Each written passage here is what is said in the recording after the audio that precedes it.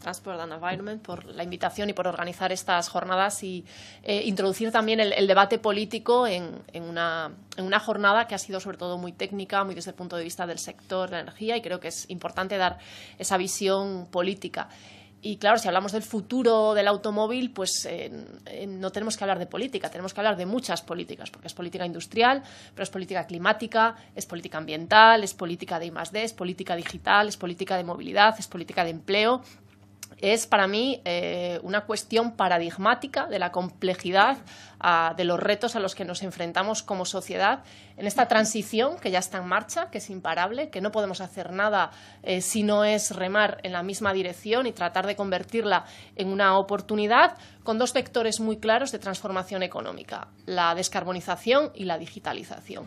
Y las dos van a tener un impacto en la industria del automóvil, en el tipo de vehículos que vamos a tener y en el tipo de movilidad que vamos a tener. Esta transición en la que ya estamos, pues la industria del automóvil, la movilidad, tendrá que adaptarse a los nuevos tiempos, como se están adaptando ya las empresas eléctricas, cómo se ha adaptado la banca y cómo a lo largo de la historia todo tipo de sectores han ido adaptando su modelo de negocio y su modelo productivo a los nuevos cambios tecnológicos, a los nuevos cambios sociales y a las nuevas necesidades que van surgiendo. La transición para mí tiene que tener dos cualidades. Tiene que ser justa, no puede dejar a nadie atrás, ni a trabajadores, ni empresas, pero eso no implica que no vayamos hacia adelante y que el resto de la sociedad se retrase por salvar un sector muy concreto. Y tiene que ser inteligente, esto que es, que la inversión tiene siempre que ir hacia el futuro, no invertir en tecnologías, en este caso para mí el diésel, que en 10 años se queden obsoletas. Todo ese capital que queramos por mejorar algo que sabemos que va a ser superado, para mí es, entre comillas, dinero perdido, y políticamente hay que orientar la inversión, y esto vale también para la transición energética, hacia tecnologías y modelos de producción que sabemos que están ahí ya en 10-15 años, que eso, como quien dice, es pasado mañana. En estos dos vectores, el de la descarbonización, evidentemente tenemos por un lado los acuerdos de París, el objetivo que además se ha marcado Europa de descarbonizar la economía en 2050, pero eso no significa que el 31 de diciembre de 2049 le demos el off a todos los combustibles fósiles. Eso tenemos que empezar ya, si no, no vamos a llegar. Y ahí, evidentemente, la movilidad, y uso las palabras de Anna Echenique, es un puzzle. Y es un puzzle sin resolver y que se está dilatando en el tiempo por distintas razones. Primero, por la complejidad. Segundo, porque es un elemento que vertebra nuestra sociedad desde el día a día a la economía y también porque hay grandes intereses económicos, digamos, de las petroleras, hablando claramente. Pero también esa preocupación que empieza a haber en la sociedad por la calidad del aire, por la salud, por cómo nos movemos en las ciudades. Todos que empezamos a demandar unas ciudades más amables, menos agresivas, con distancias humanas, pues eso nos hace plantearnos que efectivamente el control de emisiones, y no solo de los diésel, sino también de los gasolina, tiene que ser mucho más estrictos, y en esa transición de reducir emisiones tenemos que ir hacia coches completamente limpios. En este sentido, para mí la inversión, y lo decía antes, tiene que ser tecnología de futuro. No me vale la apuesta de limpiar el diésel que salió a finales de agosto con la cumbre del diésel en Alemania, de invertir miles de millones en hacer un diésel limpio. El diésel no será nunca limpio, como no lo será el gas y como no lo serán nunca los biocombustibles. Así que si tenemos que hablar de una tecnología limpia, es la electricidad, y tiene que ser electricidad 100% con energías renovables. Claro, esto nos lleva a la cuestión de la electrificación del transporte, y lo decía también muy bien la comisaria, ¿qué es antes, el huevo o la gallina? ¿Qué tenemos que fomentar antes, los vehículos eléctricos o los puntos de recarga? Evidentemente, a Rafa, el vecino de Anna Echenique, seguramente si le hablas de comprar un coche eléctrico, su primera preocupación es dónde lo recargo.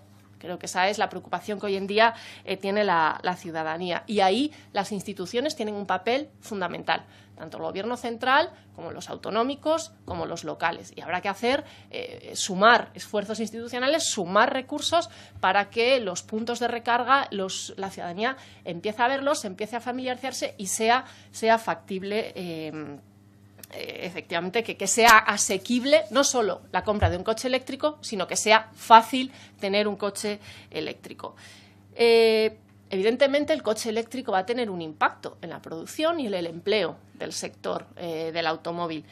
pero creo que en este momento lo que nos estamos jugando estratégicamente es que haya o no haya un mercado español y un mercado europeo de vehículo eléctrico, que seguramente lo habrá, pero que en cuanto antes lo tengamos, antes vamos a poner a nuestra industria a fabricar ese vehículo eléctrico. Si no lo hacemos, pues corremos el riesgo que en 20 años todos los vehículos eléctricos que consumamos en España y en Europa sean importados de India y de China. Y creo que eso no lo quiere nadie. Y creo que eso es lo que acabaría con la industria del automóvil, que efectivamente es motor de nuestra industria y es motor, es una parte importante del PIB y emplea a un número nada desdeñable de personas.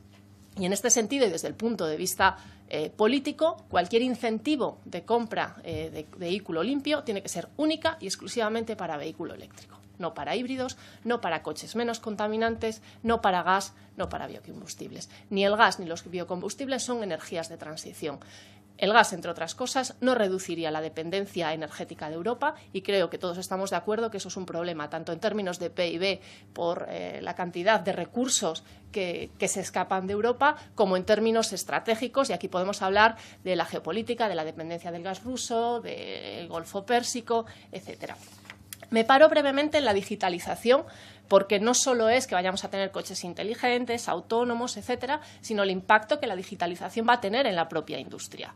En primer lugar, será posible la producción a la carta. Ya no tendremos producciones masivas, sino que podremos tener en una misma tirada, prácticamente en una misma cadena, coches con distintos componentes gracias a la digitalización. Esto tendrá un impacto en el empleo. Evidentemente habrá empleos que desaparezcan, pero generarán unos nuevos. Y es cuestión tanto del sector como de las instituciones favorecer esa formación, ese reciclaje formativo para que las personas no pierdan empleo. Otra cuestión que debe de venir con la digitalización y que creo que no está reflejado suficientemente en la agenda sectorial es una apuesta por la eficiencia energética y la eficiencia en materias primas.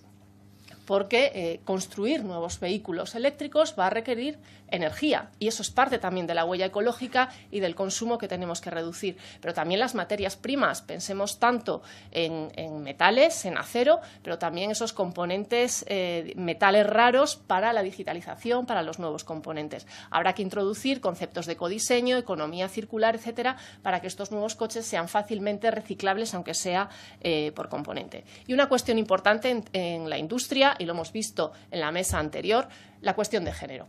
Si queremos y vemos la transición energética, el vehículo eléctrico como una oportunidad de empleo y de riqueza, tenemos que hacer lo posible para que las mujeres también nos beneficiemos. Y seguimos siendo minoritarias, tanto en charlas como estas, como en empleos en dirección de las empresas del sector. Excepto esta mesa, pero ya no es el sector automóvil, ya es la política. Así que creo que es otra de las cuestiones que en general en la digitalización hay que tener en cuenta, pero en sectores muy masculinizados como el automóvil y la energía especialmente. Paso por encima por la movilidad del futuro, porque ya se ha dicho, ya se ha repetido, pero creo que tenemos que quitarnos de la cabeza el decir el actual parque automovilístico, sustituirlo automáticamente por el mismo número de coches eléctricos. Eso no es viable, ni energéticamente ni materialmente. Entonces, esa nueva movilidad que los ciudadanos empezamos a demandar y que ya está en marcha, tiene que ser parte de la estrategia que tenga en cuenta el sector. Líneas políticas que desde las instituciones tenemos que apoyar en clave telegráfica. Acuerdo de París, transición energética hacia renovables lo antes posible, apoyo al vehículo eléctrico, en tema de calidad del aire, rigor en el control de emisiones, planes de calidad del aire, exigir desde el Gobierno central que los municipios y las comunidades autónomas tengan sus planes y cumplan la legislación, algo que no se está haciendo. Y más de más I, la asignatura pendiente de este país, no solo en el sector automóvil, sino prácticamente en todos los sectores productivos. Y aquí, insisto, en la inversión correcta. Y una cuestión que apenas hemos mencionado, tema del almacenamiento. Hay que poner recursos ahí, pero en general todo este proceso de transición va a requerir mucha innovación, mucho desarrollo y hay que poner recursos. La regulación, una cuestión clave, no solo en cuanto a precios de la energía, con cuánto va a costar cargar un coche, los gestores de carga, sino sobre todo proteger los derechos de las personas consumidoras, evitar que haya monopolios, oligopolios, etcétera. La regulación clave y, sobre todo, en todo este proceso mantener una visión industrial, energética, con los agentes sociales, incluir la digitalización, es decir, es una política general, es algo que afecta a toda la sociedad, pero que tiene su vínculo en la industria, porque necesitamos producir. Y esa producción tenemos que encaminarla políticamente hacia lo que queremos conseguir como sociedad. Y de ahí lo que hablaba Patricia, y que yo creo que es algo que estamos más o menos de acuerdo, es la ausencia de política industrial, no solo a nivel estatal, sino incluso desde el punto de vista autonómico. Las instituciones no atienden suficientemente a la industria y esa visión industrial sí que tiene que responder, por supuesto, a criterios del bien común, a los criterios y a los objetivos generales de descarbonización y de lograr una digitalización que sea justa para los trabajadores, pero también para la sociedad. Muchas gracias. Muchas gracias, Rosa. Tiene ahora la palabra.